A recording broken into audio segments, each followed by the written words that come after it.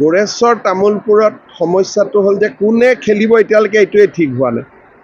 গতিকে নতুনে এনেই প্ৰাধান্য পাব, কাৰণ নতুন সমষ্টি হৈছে। ধৰক এটা গোৰেশ্বৰে নতুন সমষ্টি, গতিকে কেণ্ডিডেটটো নতুন হ'বই লাগিব।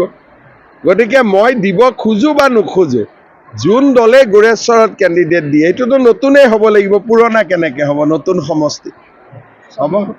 পৰিষদীয় নিৰ্বাচনত বিজেপিৰ যিসকল পাৰিষদ জয়ী হৈছিল, কোৱা হৈছিল তেওঁলোকে জয়ী হ'লে কাৰ্যকৰী সদস্যপদ দিয়া হ'ব, কিন্তু পূৰ্ণাংগভাৱে দিয়া হোৱা নাই। আমাৰ কথাটো হ'ল যে আমিতো ইমান জিকিব পৰা নাই। গতিকে হাগ্ৰামা মহিলাৰী ডাঙৰীয়াৰ লগত মোৰ কথা হৈছে যে তেওঁ আমাক যি বিচাৰোঁ আমাক দিব, কিন্তু মই বিধানসভা ইলেকশ্যনৰ আগতে বহুত বেছি মেৰ পাছত সোমাব খোজা নাই। বিধানসভা ইলেকশ্যনৰ পিছত কৰি ল'ম, কাৰণ এতিয়া বুজাবুজি আছে, ভাল কৰি কাম চলি আছে। মই আগতে BTCৰ ক্ষেত্ৰত কৈছোঁ যে ইয়াত ইলেকশ্যন জিকা হাৰাতকৈ BTCত শান্তিটো আমাক লাগে। গতিকে আমাৰ লগত চবৰ ভাল শান্তি আছে, ধুনীয়াকৈ মানুহখিনি চলি আছে। BTCত গণ্ডগোল হ'ব নালাগে।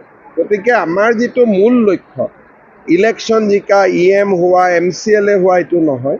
BTCৰ শান্তিটোৱে আমাৰ মূল উদ্দেশ্য। কাৰণ মই আগতে আপোনালোকক কৈছোঁ যে যোন পাৰ্টীয়ে নিজিকক কিয় আমাৰ লগতে থাকিব।